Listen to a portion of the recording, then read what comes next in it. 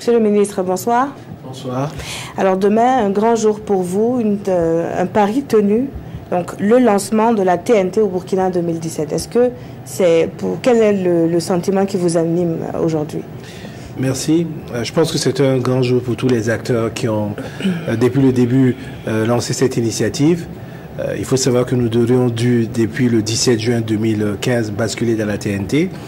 Et après donc les péripéties sociopolitiques que notre pays a connues, nous avons essayé de relancer le projet.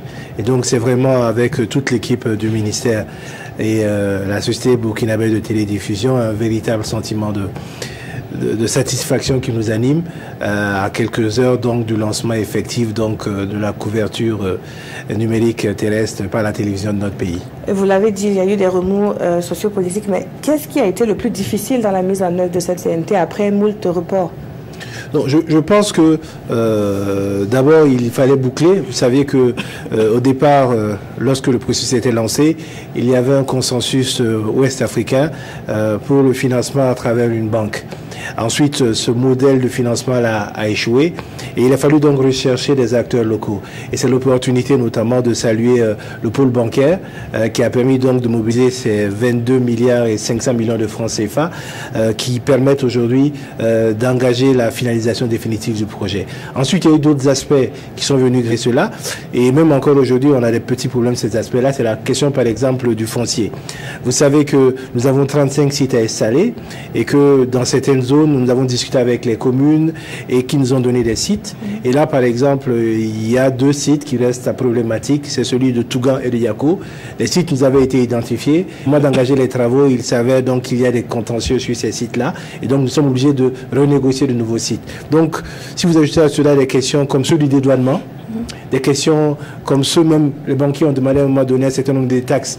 Et il a fallu discuter avec le ministère de l'économie et des finances, ce qui fait que septembre qui nous avait été, quand nous avions annoncé, nous nous trouvons aujourd'hui en décembre, c'est-à-dire quasiment donc 5 bons mois après, mais nous avons le sentiment que c'est la bonne date en fin de compte. Alors, la télévision numérique terrestre est estimée aujourd'hui à 70%, avec une vingtaine de stations déjà fonctionnelles. On sait que cette TNT est une aubaine pour les promoteurs de télévision, de chaînes télé. Mais qu'est-ce qui va fondamentalement changer pour le consommateur? Pour les opérateurs télé, c'est une aubaine.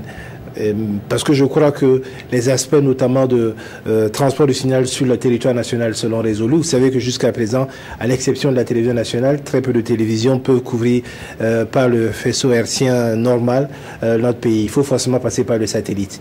Ça, c'est un avantage. Et les télévisions pourront se consacrer maintenant sur les questions de contenu.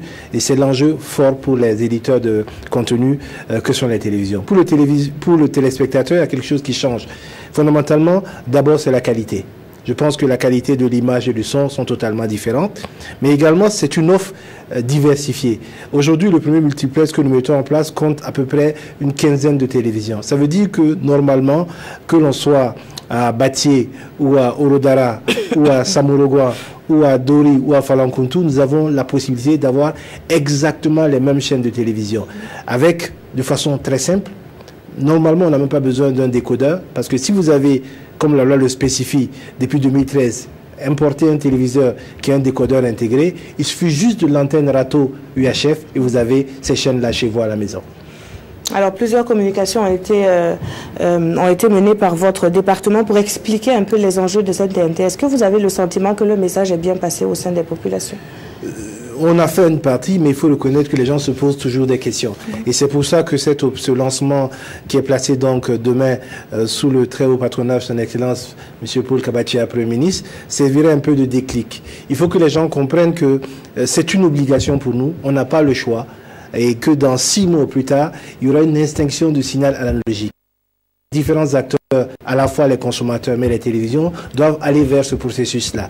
Et donc ce lancement-là participe véritablement à remettre au devant et au goût du jour cet impératif-là, qui est un impératif extrêmement enrichissant pour les télévisions en termes de contenu, mais c'est une richesse aussi pour notre pays.